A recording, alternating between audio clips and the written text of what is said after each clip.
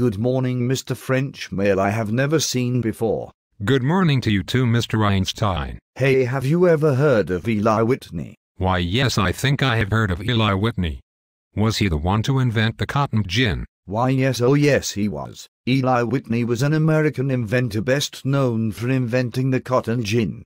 This was one of the key inventions of the Industrial Revolution and shaped the economy of the South.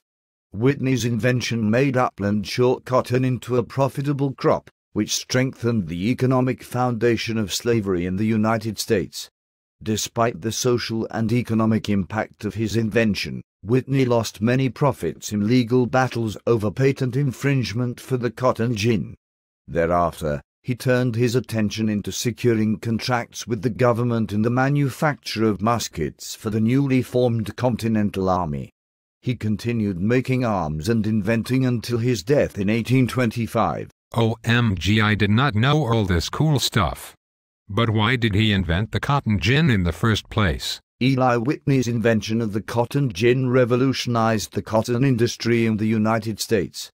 Prior to his invention, farming cotton required hundreds of man-hours to separate the cotton seed from the raw cotton fibers.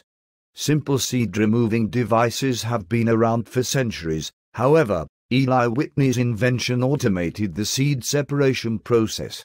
His machine could generate up to 50 pounds of cleaned cotton daily, making cotton production profitable for the southern states. How interesting. I wish I could invent something that cool.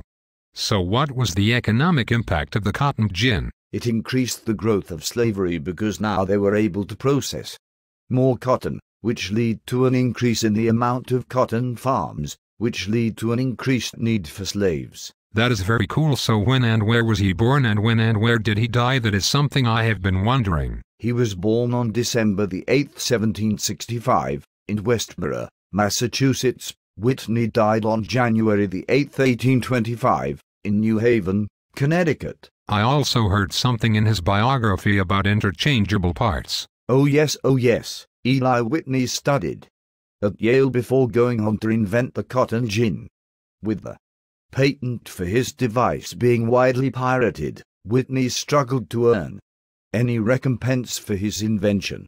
He later went on to pioneer interchangeable parts systems of production. Well, good thing he came up with that, or else he was going to be broke. Why yes, oh yes. During his difficulties in receiving compensation for the cotton gin, Whitney's next big venture would involve the production of arms and champion the interchangeable parts system.